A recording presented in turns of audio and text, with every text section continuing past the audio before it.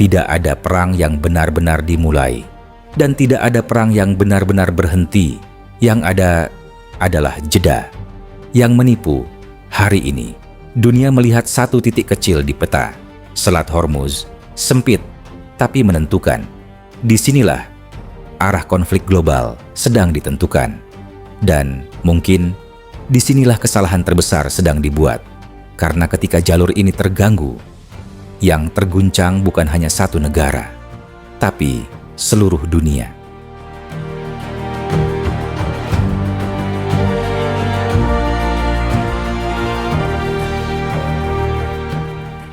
Perang ini tidak seperti yang dulu. Tidak ada deklarasi resmi, tidak ada garis depan yang jelas.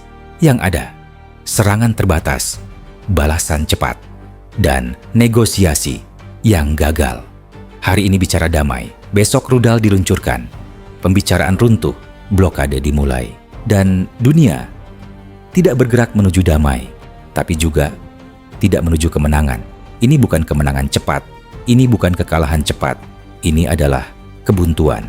Dan dalam kebuntuan seperti ini, yang paling berbahaya bukan serangan, tapi ketidakpastian.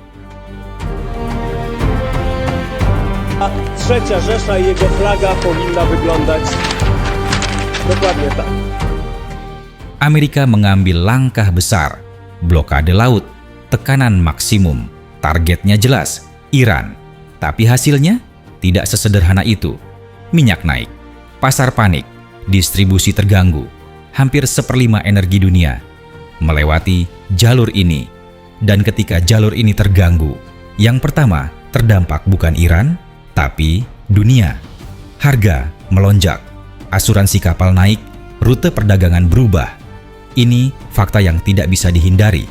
Blokade ini tidak langsung melumpuhkan Iran, tapi langsung mengguncang sistem global. Dan disinilah muncul pertanyaan besar. Apakah ini strategi atau justru bumerang?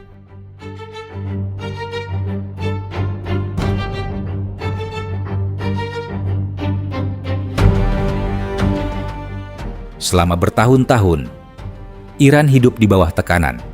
Sanksi, embargo, isolasi. Negara lain mungkin runtuh, tapi Iran beradaptasi. Mereka membangun jalur alternatif, perdagangan tidak resmi, aliansi tidak konvensional. Dan ketika tekanan datang lagi, Iran tidak runtuh. Mereka bertahan. Bahkan, mereka masih bisa mengganggu jalur energi dunia. Ini bukan kekuatan ofensif besar. Ini kekuatan bertahan, dan dalam konflik panjang, bertahan seringkali lebih penting daripada menyerang.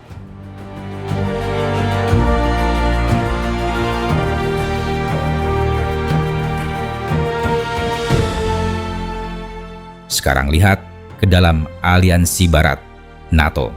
Di atas kertas, kuat. Di lapangan, mulai retak. Tidak semua negara setuju. Beberapa menolak ikut blokade. Kenapa? Karena ini bukan hanya soal Iran. Ini soal energi, ekonomi, stabilitas dalam negeri. Eropa tidak ingin perang panjang. Mereka ingin jalur minyak tetap terbuka. Ini sangat penting. Aliansi masih ada, tapi tidak lagi solid.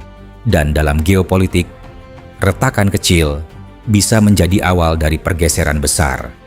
President Trump is a failed leader. He will go down in history as the worst president ever. Di sisi lain, Israel tetap bergerak. Operasi militer berlanjut. Target terus diserang. Bahkan saat gencatan dibicarakan, serangan tidak berhenti. Ini mengirim pesan jelas. Tidak semua pihak ingin menahan diri. Dan selama satu pihak terus menekan, perdamaian hanya akan jadi wacana, bukan realita.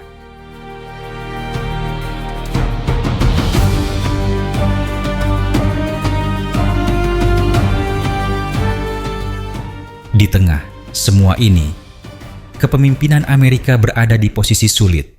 Jika mundur, pengaruh bisa hilang. Kepercayaan sekutu menurun. Jika maju, risiko membesar. Konflik bisa melebar, dan jalan keluar tidak jelas. Ini bukan keputusan sederhana, ini jebakan. Tidak ada jalan yang benar-benar aman. No easy exit. Setiap langkah berisiko. Setiap keputusan punya dampak global, dan semakin lama konflik ini berjalan, semakin sempit ruang untuk keluar tanpa konsekuensi besar.